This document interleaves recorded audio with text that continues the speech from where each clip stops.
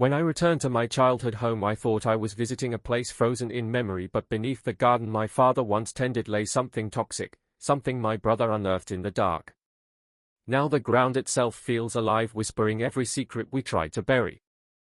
When I think about the house I grew up in, I always picture it the same way: a faint smell of rain on concrete, the soft buzz of a ceiling fan that never quite worked right, and a set of rules that seemed to shift depending on who was in the mood to enforce them. My parents were not strict in the traditional sense, they just had this unspoken expectation that everything should look fine from the outside even if the walls inside were cracking. We were the family that smiled in photos even when no one had been speaking for days. I left that house 8 years ago, and for most of that time I did not look back. I built a life that felt steady in a quiet town several hours away, working as a landscape photographer for a local magazine. The work suited me because it allowed me to stay behind the camera instead of in the spotlight. I could look at beautiful things without having to explain myself to anyone. That peace lasted until a week ago when I got a call from my mother that I almost didn't answer. She rarely called unless something was wrong, and the tone of her voice confirmed it before she even said the words. She told me that my father had fallen in the garden and was now in the hospital. He was stable, but they wanted to run more tests. I told her I would drive down the next morning. I hung up and sat for a long time in silence, staring at the photograph I had been editing on my screen, a shot of an abandoned greenhouse drenched in sunlight. The image was beautiful but unsettling because it looked so much like the garden I grew up with, except for the fact that nothing living remained in it. Driving back home the next day felt like peeling open an old wound that had never properly healed. The road stretched out endlessly, and with each passing mile the landscape became more familiar, more claustrophobic. I pulled into the driveway just before sunset. The house looked smaller than I remembered, but the garden was still there, wild and overgrown, just as my father liked it. My mother met me at the door, her face tight and tired, but her voice careful, like she was trying to sound normal. She told me my father was sleeping and that he would be home tomorrow. Then she said something that froze me in place. She told me that my brother had been staying with them for the past few months. That alone was surprising enough because I hadn't seen or spoken to my brother Evan in nearly 5 years. The last time we had been in the same room, we'd barely managed to make it through dinner without shouting. He had borrowed money from me to start a business and then disappeared without paying it back or explaining what had gone wrong. After that we simply stopped pretending that we were family. I remember telling myself that I would never let him pull me back into his mess again. But apparently my mother had decided otherwise. She said he had moved back after losing his apartment and that he was trying to get his life together. She said it softly, as if saying it in a gentle tone would make it true. I stood there in the hallway staring at the framed photographs on the wall. There was one of me and Evan from when we were kids holding fishing rods by the lake behind our old house. We were smiling, but I remembered that moment differently. I remembered the fight we had after the picture was taken, when he pushed me into the water because I caught a bigger fish. That night I couldn't sleep. I lay in my old bedroom surrounded by furniture that looked untouched since the day I left. The air was thick and still. Every sound in the house seemed louder than it should have been: the creak of the pipes, the hum of the refrigerator, the faint scraping sound that came from the next room where I assumed Evan was sleeping. Around midnight I got up and walked to the window. The moonlight spilled over the yard and I could see the faint outline of someone standing near the garden. For a second I thought it was my father, but the figure moved differently, slower and less certain. I went downstairs and stepped out onto the porch. The night air was cool and smelled faintly of soil. I could see now that it was Evan standing there by the old tool shed, holding a flashlight and something else in his hand. When he noticed me, he turned off the light quickly and muttered something I couldn't hear. Then he slipped back into the shadows without another word. I stood there for a long moment, listening to the sound of the wind through the trees and wondering what exactly he was doing out there at midnight. When I went back inside, I noticed muddy footprints near the back door that hadn't been there before. My mother was asleep and the house was silent again, but something about those footprints unsettled me. They led toward the kitchen, then stopped abruptly near the pantry door. I stared at them for a long time before finally forcing myself to go back upstairs. Lying in bed, I couldn't shake the feeling that something about this visit was wrong. Maybe it was the silence between my mother and me or the strange look on Evan's face when he saw me, but the air in that house felt heavy, like it was holding its breath waiting for something to happen. By morning the footprints were gone and my mother swore she hadn't noticed anything strange during the night. She told me I was probably imagining it because I was tired from the drive. I nodded, but I didn't believe her. The air in the house still felt thick and uneasy, and as I sat at the kitchen table with a cup of coffee I caught a glimpse of Evan through the window heading back toward the garden carrying the same flashlight as before, even though the sun was already up. I watched him disappear behind the tool shed and I realized that whatever had brought him back home wasn't just bad luck or circumstance. It was something else, something my mother didn't want to tell me, and something my father's accident might have forced into the open. I wasn't sure yet what it was, but I knew one thing for certain: the piece I had built for myself was already starting to unravel. And by the way Evan had looked at me the night before, it seemed like he already knew it too. The hospital smelled the way hospitals always do, a mix of disinfectant and coffee that had been left too long on a warmer. My father looked smaller in the bed than I remembered, his skin pale against the white sheets, his breath shallow but steady. He smiled faintly when he saw me and said he was fine, though his voice sounded like sandpaper. The doctor assured us it had just been a minor fall, nothing serious, but they wanted to keep him for observation another night. My mother nodded along to every word while my brother stood by the window pretending to check his phone. It struck me then how rehearsed the whole scene felt, like we were actors repeating a play we'd all grown tired of performing.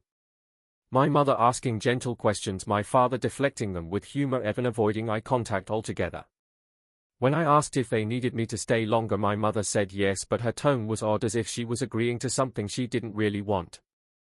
That afternoon I drove her home while Evan stayed at the hospital to pick up Dad's discharge papers later. The drive was quiet. She stared out the window most of the time, her hands folded neatly in her lap. After a while she started talking in that slow way she does when she's trying to sound casual. She said Evan had been helping around the house a lot lately, doing repairs and cleaning out the old shed. She said he was trying to make amends for the past, though she didn't specify which part of the past she meant. I asked her what he was doing in the garden last night. She hesitated for a second before answering. She said he sometimes had trouble sleeping and liked to take walks outside to clear his head. The way she said it, too quickly, too practiced, made me feel she'd already rehearsed that answer. When I pressed her, she changed the subject by asking about my work. The next morning my father came home and the atmosphere in the house shifted again. He moved slower but still insisted on watering the plants himself. Evan followed him around the garden like a shadow, carrying the watering can and pretending to listen while clearly distracted. I watched from the porch as my father pointed toward the shed, gesturing in that impatient way of his. Evan nodded but didn't move to open the door. That evening I decided to check the shed myself. It had always been my father's domain, filled with tools and jars of rusted screws that no one ever threw away. When I stepped inside, the smell of damp wood and oil hit me immediately. Dust motes floated in the narrow beam of sunlight coming through the small window. Everything looked normal at first except for a section of the floor near the back where the dirt had been disturbed. There were shallow scrape marks as if someone had recently moved something heavy. I crouched down and brushed my hand across the floor. The soil was damp and uneven. I found a small metal object half buried, an old padlock broken clean in half. My first thought was that Evan had been trying to open a chest or box, but when I looked around there was nothing that fit that description. Just the usual clutter. Still, something about the disturbed soil made my stomach twist. I took a photo with my phone and quietly closed the door behind me. That night we had dinner together for the first time since I'd arrived. My father talked about his recovery, my mother kept refilling everyone's plates, and Evan said almost nothing. Every time I glanced at him he was staring at his plate or at the wall behind me. When the meal was over he said he was going to take out the trash and disappeared outside. A few minutes later I heard footsteps on the back porch. I followed quietly and saw him standing near the shed again, holding the flashlight just like before. He looked around nervously, then crouched down near the same patch of disturbed ground I'd seen earlier. He dug at it with something metal, maybe a trowel or a knife. I stepped closer, but the old porch boards creaked under my weight and he turned his head sharply. He froze when he saw me, and for a long moment neither of us said anything. Then he stood up slowly, brushing dirt from his hands. He told me he was just fixing the lock on the shed because he didn't want raccoons getting in. His voice was steady but his eyes kept shifting toward the ground. I wanted to ask what he was really doing, but something in his expression made me stop. Back inside, my mother was washing dishes, humming softly to herself like she didn't want to hear what was happening outside. When I asked her again about the shed, she sighed and told me to let it go. She said Evan had been under a lot of pressure lately, that he was finally taking responsibility for things. Then she added that I should be proud of him for once. Her words stung more than I expected because they sounded rehearsed too. Later I went to bed but couldn't sleep again. The wind rattled the windows and every sound seemed amplified. Around 2 in the morning I heard footsteps in the hallway and the faint creak of the back door opening. I got up and looked out the window. The flashlight beam was moving through the garden again. I slipped downstairs and opened the door quietly enough to avoid waking my parents. The night air was cold and the grass wet beneath my feet. The beam from his flashlight flickered near the shed. I stayed in the shadows watching as he crouched down again, this time pulling something out of the ground, a small wooden box maybe a foot long. He opened it briefly, then closed it and started walking back toward the house. I ducked behind the old oak tree near the path. He passed close enough that I could hear his breath, quick and uneven. When he disappeared inside, I waited a few minutes before following him back in. The box was gone and the shed door was locked again. In the morning he was gone by the time I woke up. My mother said he'd driven into town for errands, but she wouldn't say what kind. My father sat at the table reading the newspaper as if nothing unusual had happened. I poured myself a cup of coffee and looked out the window toward the garden. The disturbed patch of soil was gone, covered neatly with a fresh layer of earth. Something had been buried there and now it wasn't. And the worst part was that my mother was acting like she didn't notice at all, which made me wonder if she already knew what it was. By the third day back home I had begun to feel like a guest in a place that did not want visitors. Every room in that house seemed to whisper about something unsaid. My father spent most of his time napping in his recliner. My mother moved quietly from room to room, avoiding eye contact, and Evan kept finding reasons to leave. I tried to tell myself I was imagining it all, that maybe the tension was just leftover resentment between us, but the more I watched, the more convinced I became that there was something else running beneath the surface. That morning my father asked me to help him sort through some boxes in the garage.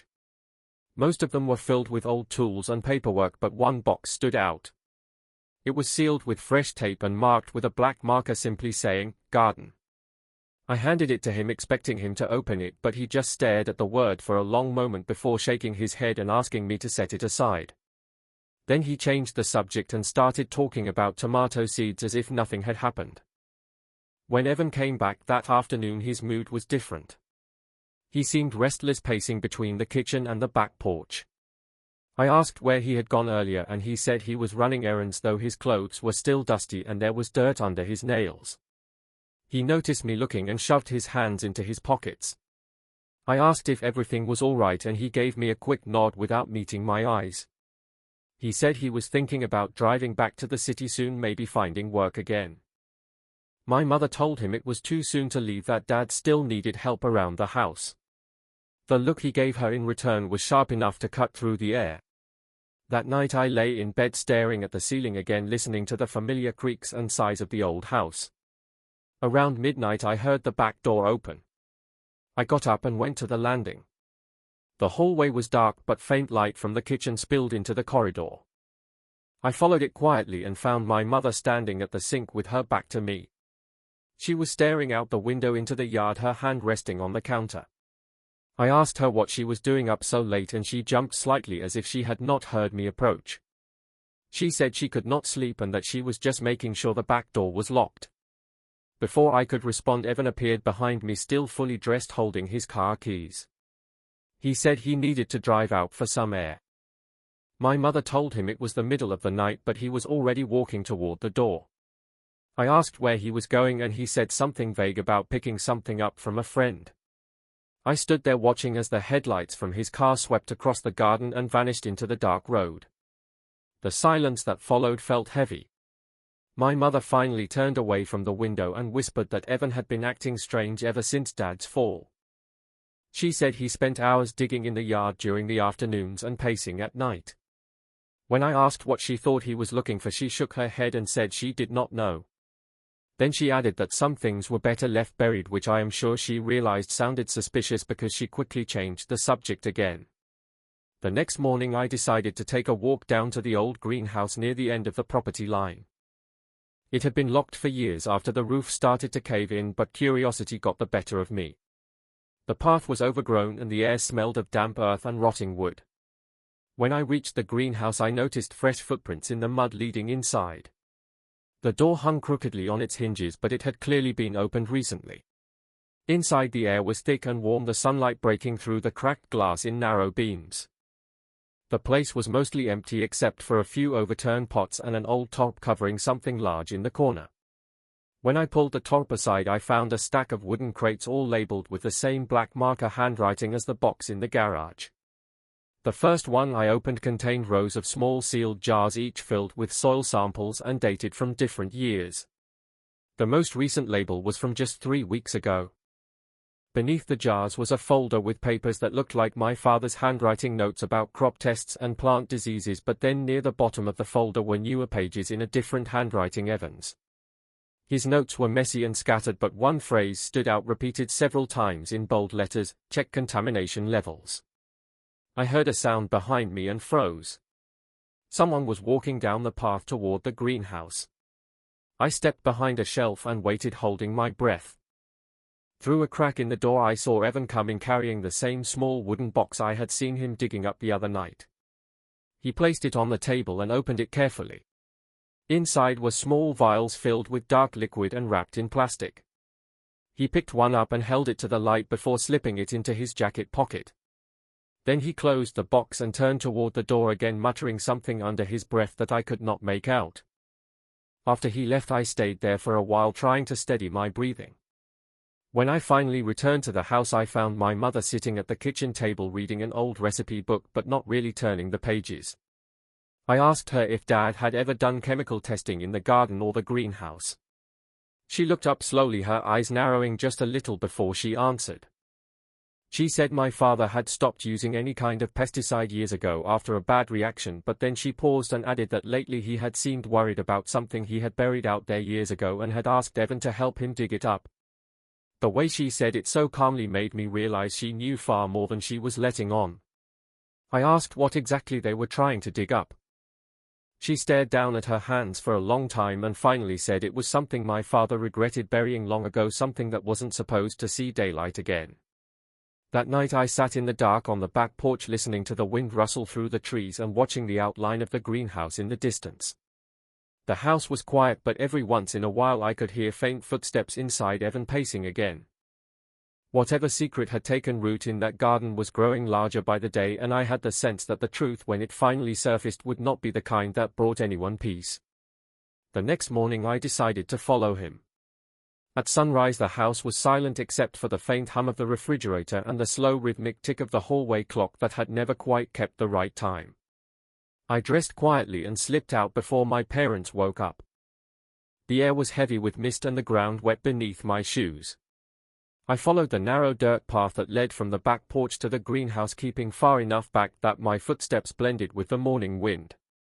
Evan was already there, moving with a kind of jittery energy, his flashlight cutting through the fog even though daylight was beginning to push through the trees.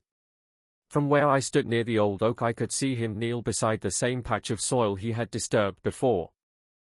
He was talking to himself in short, quick sentences as he worked, digging faster than before, tossing clumps of dirt aside. Then he stopped suddenly and looked over his shoulder toward the house, his body tense like he had heard something. I ducked behind the tree, but he did not turn around. Instead, he reached down and pulled something from the ground, a piece of black plastic wrapped around a metal box. He brushed off the dirt, set the box on the ground, and opened it. Even from a distance I could see the glint of glass inside, rows of vials filled with that same dark liquid I had seen in the greenhouse. He took out 2 of them, held them up to the light, then tucked them carefully into his jacket pocket before rewrapping the rest and covering the hole with fresh soil. When he stood up he looked toward the greenhouse again, as if checking whether anyone was watching. I pressed myself closer to the tree, my breath shallow. After a few moments he picked up his shovel and walked briskly toward the woods that bordered the property. I followed at a distance, my heart thudding harder with every step. The mist thickened as we reached the tree line and the air grew colder. The path wound deeper into the woods where the ground sloped downward toward a small stream. Evan stopped near the water, crouched again, and pulled the vials from his jacket. He uncapped one and poured the liquid into the stream. The dark color spread quickly through the clear water before dissolving. I wanted to shout, ask him what he was doing, but something in me hesitated. Instead I stayed hidden and watched him repeat the motion with the second vial. When he finished he stood for a long moment staring at the water, then tossed the empty glass into the current and walked back toward the house. By the time I returned, the kitchen smelled like toast and coffee, and my mother was setting the table as though nothing unusual had happened.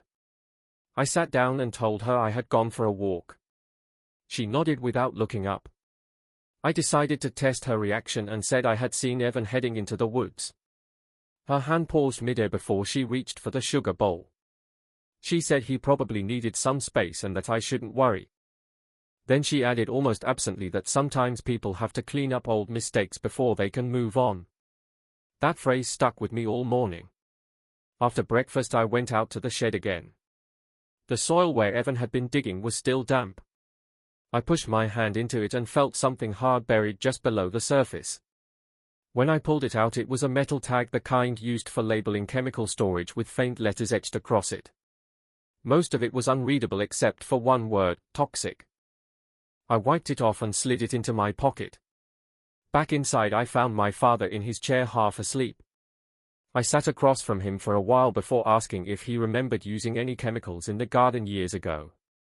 His eyes flickered open and for a moment I saw something raw and uneasy in them. He said he used to test fertilizer blends when he worked for the county, but that he had stopped after one of the samples killed a section of the soil.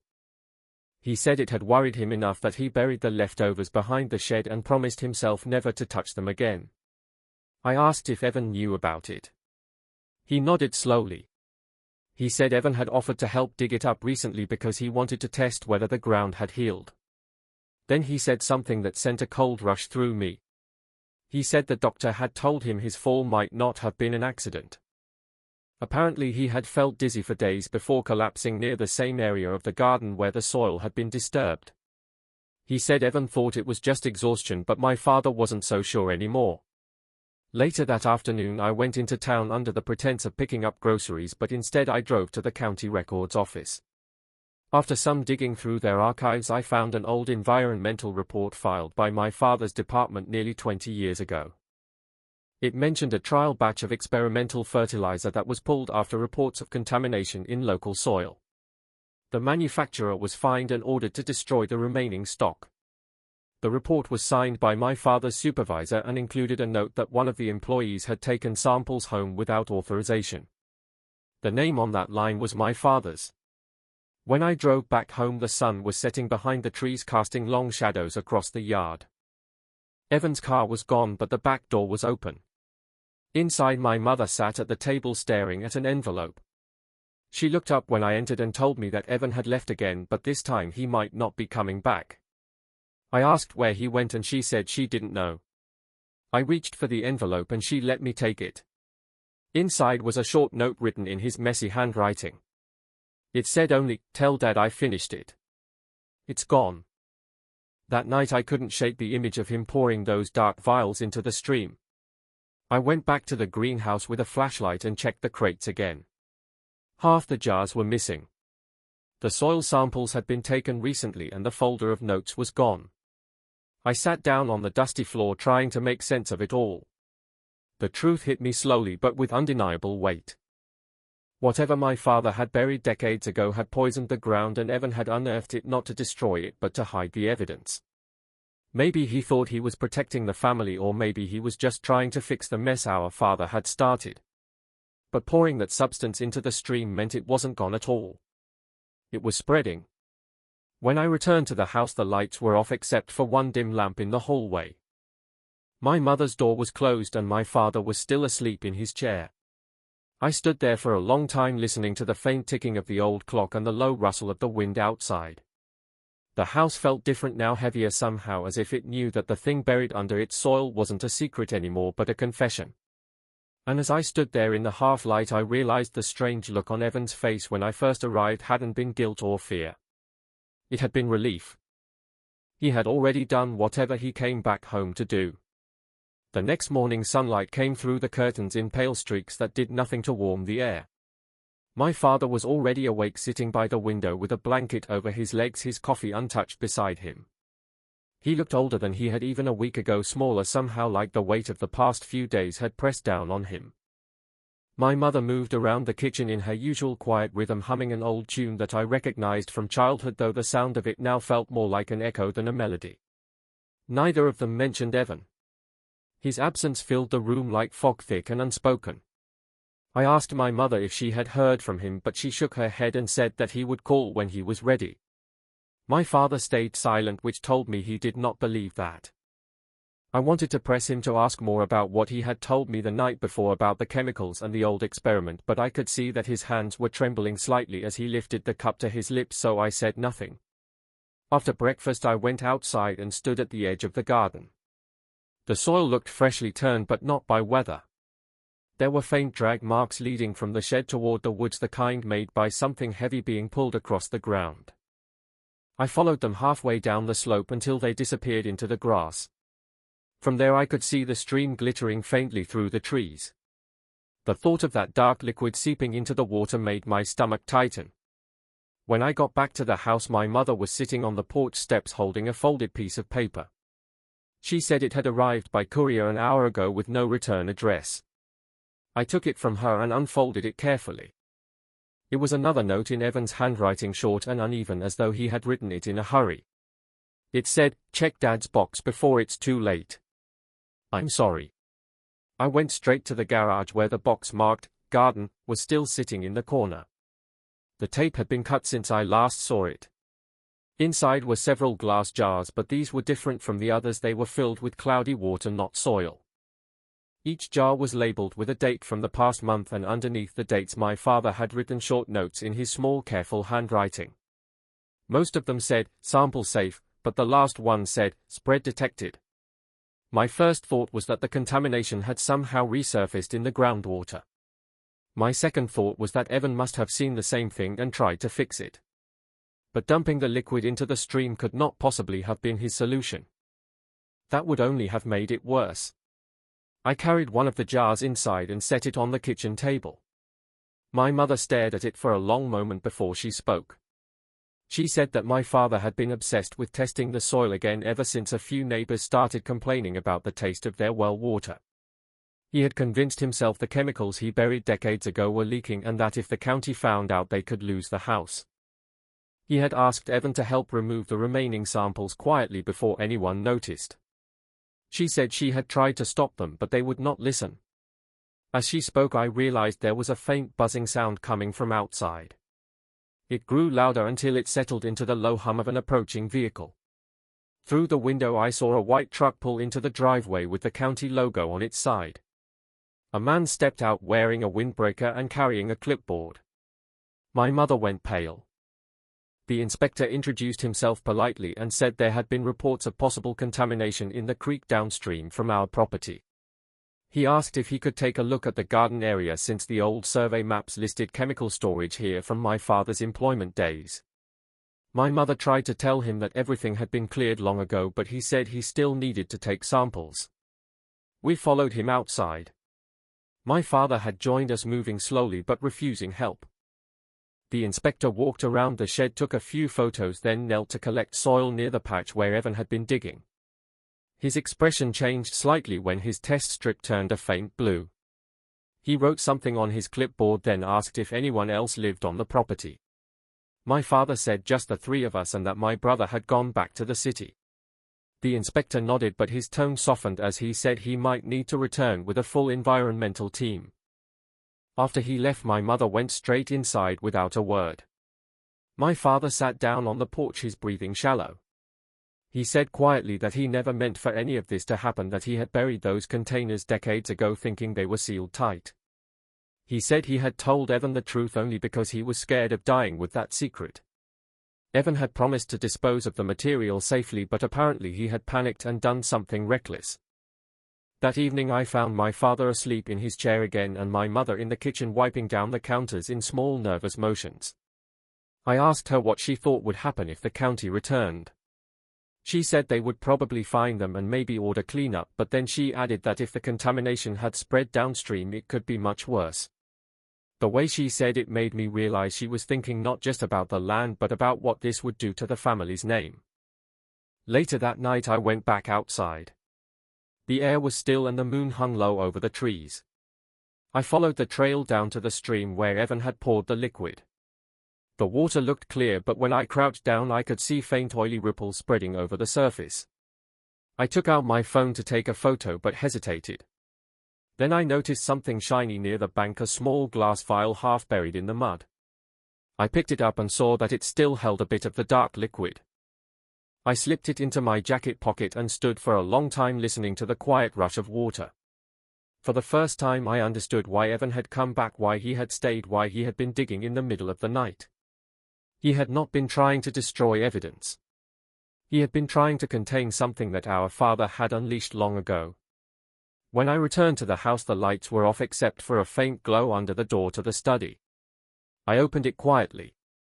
My father was awake, sitting at his desk holding a stack of old photographs spread out before him. They were pictures of the garden from years ago, taken before the contamination, before any of this began. He looked up at me and said in a tired voice that he wished he had left it all buried. Then he closed his eyes and whispered that sometimes the ground remembers what we try to forget. I left the room and stood in the hallway staring at the dark outline of the garden through the window. Somewhere out there in the soil was the truth, and now it was seeping into everything, not just the land but us.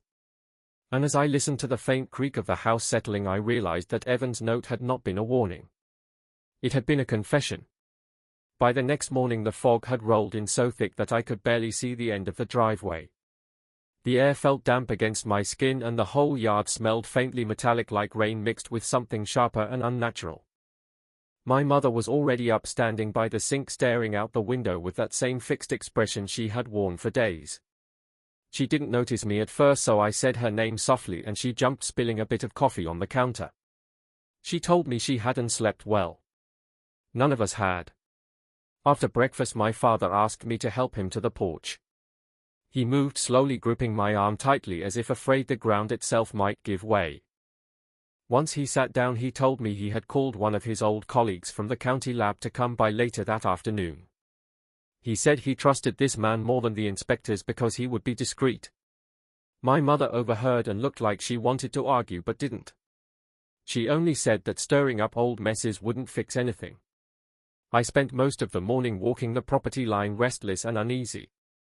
The stream ran quiet, but the oily sheen was still there, glinting under the mist. Every time I thought about that dark liquid sliding through the water I felt my stomach tighten. Near the edge of the woods I found a patch of burnt grass still damp from dew. In the center of it was the faint outline of a footprint, boot-shaped and half buried. It was fresh. I turned back toward the house and saw a figure standing near the shed. My heart jumped until I realized it was Evan. He looked thinner than before, his clothes wrinkled, his face drawn. When he saw me he didn't smile. He just said he needed to talk to Dad and walked past me toward the porch. Inside the air felt heavier. My father looked up when Evan appeared but didn't speak right away. Evan sat down across from him, his hands clasped tightly together. I stayed by the doorway, not wanting to interrupt. My mother hovered near the kitchen, pretending to wipe the counter. Evan told Dad that he hadn't meant to make things worse, that he had only been trying to get rid of the vials before anyone found them. He said he poured the liquid into the stream because he thought running water would dilute it enough to make it harmless. My father's face went pale as he listened. He said quietly that those chemicals weren't just fertilizer additives, they were experimental compounds designed to alter soil microbes. Some of them were unstable even after decades underground. He told Evan that pouring them into water had been the worst thing he could have done. Evan pressed his hands against his face, muttering that he didn't know. My mother finally spoke, then her voice trembling. She asked what would happen now. My father didn't answer. He just looked toward the garden, his eyes unfocused. Then he said that the contamination could travel far beyond our land, that if the county tested the creek again they would shut everything down. For the first time I saw my brother cry. He stood up abruptly and said he would fix it somehow. He said he still had a few vials left and he could try to neutralize the reaction. My father shouted that it was too late, that he needed to leave it to professionals, but Evan was already halfway out the door. I ran after him, but by the time I reached the yard he was gone, the sound of his car fading down the dirt road. The rest of the day passed in a blur. The man from the county lab arrived around 3, a quiet gray-haired chemist who looked uncomfortable the moment he stepped inside. My father led him to the garage and showed him the jars of water samples. The man frowned as he held one up to the light, then said he would need to run proper tests. Before he left he told my father to stay away from the stream until they knew more. By evening the fog had lifted and a heavy stillness settled over everything. My mother made dinner, but none of us ate much. Every time the phone rang she flinched as if expecting bad news. When I went outside after sunset the air felt colder than usual and the faint smell of chemicals lingered near the shed. I followed it down toward the woods where the trees pressed close together. That was when I saw the glow. A faint blue shimmer rippled across the surface of the stream like moonlight, but brighter and wrong somehow. I stepped closer and saw that the water was bubbling quietly as if it were alive. The glow pulsed along the current, disappearing into the darkness beyond the bend. My breath caught in my throat. I took a step back and nearly slipped in the mud. When I returned to the house my hands were shaking. My father was sitting in the living room with the old photographs again, staring at them without seeing. I told him what I had seen and his shoulders slumped. He said the compounds had probably reacted with the minerals in the water, which meant they were still active. He said he had feared this for years, that the reason he had buried them so deep was because he didn't know how to destroy them safely. My mother whispered that maybe this was some kind of punishment for keeping secrets so long. My father didn't answer, but I saw his eyes glisten in the dim light. We stayed awake most of the night listening for Evan's car, but it never came. Around 2 in the morning the phone rang. My mother answered and I watched her face drain of color. She handed the phone to my father with a trembling hand. When he hung up he said quietly that Evan's car had been found near the old quarry 2 towns over. The police said it looked like he had lost control on the curve and gone into the water. No one spoke after that. My mother sat down slowly, clutching her hands together, and my father stared at the floor. The silence that filled the room felt almost alive, humming faintly like the air before a storm. I stood there unable to move, thinking about the glowing water winding its way downstream, carrying everything with it. At dawn I went outside again. The mist had returned thicker than before. The stream was quiet now, no glow, no bubbling, only stillness. I watched the surface for a long time until I realized my reflection looked different, blurred and distorted, like the water itself was holding its breath. When I turned back toward the house the sky was beginning to lighten. I could see my mother through the window sitting at the kitchen table, her head bowed. My father was still by the window staring out at the garden that had once been his pride. For a moment the air was perfectly still and I thought maybe everything would stay that way. But then a single ripple moved across the stream, spreading wider and wider until it vanished under the fog. And in that moment I knew the secret we had tried to bury hadn't disappeared at all. It was only beginning to surface. The morning after the phone call I woke to a silence so complete it made the air feel heavy. The house no longer sounded like itself. The creaks and sighs of wood and pipe that I had grown up with were gone, replaced by a stillness that made me feel as if time had stopped. My mother sat at the kitchen table staring at her untouched cup of tea while my father remained in his chair by the window looking out over the garden. No one had slept. Every clock in the house seemed to tick louder than it should, as if marking the seconds that we were now unwilling to acknowledge. The police came just after sunrise. 2 officers in plain clothes spoke quietly with my father while my mother stood near the sink gripping the edge of the counter to keep her balance. They said Evan's car had been found submerged in the quarry and that recovery efforts were already underway. They called it an accident. My father nodded, but I could see in his eyes that he didn't believe them. When they left he sat very still for a long time before whispering that sometimes the land takes back what it's owed. By midday I walked down to the stream alone. The air smelled damp and metallic again, though the water looked calm. The glow I had seen the night before was gone, but the surface shimmered faintly whenever sunlight broke through the trees. I knelt at the bank and noticed that the mud had dried in strange rippling patterns like veins spreading outward from one point. I reached down and pressed my hand into the soil. It felt warm to the touch. When I pulled it away, a faint trace of blue shimmer clung to my skin before fading. Back at the house, my father was asleep in his chair, his breathing shallow. My mother was sorting through old letters at the kitchen table, her movements slow and deliberate. She handed me a small envelope addressed in my father's handwriting. Inside was a single sheet of paper folded neatly in half. The note was brief and written in his familiar slanted script. He wrote that if something ever happened to him or to Evan, I should contact the county environmental office immediately and give them everything in the garage box included. He wrote that he was sorry for the burden, but that someone needed to make things right. At the bottom he had added one final line in a shaky hand. The ground forgets nothing. That evening clouds rolled in heavy and low. Rain began to fall softly at first, then harder, drumming against the roof. My mother went to bed early, leaving me alone in the living room.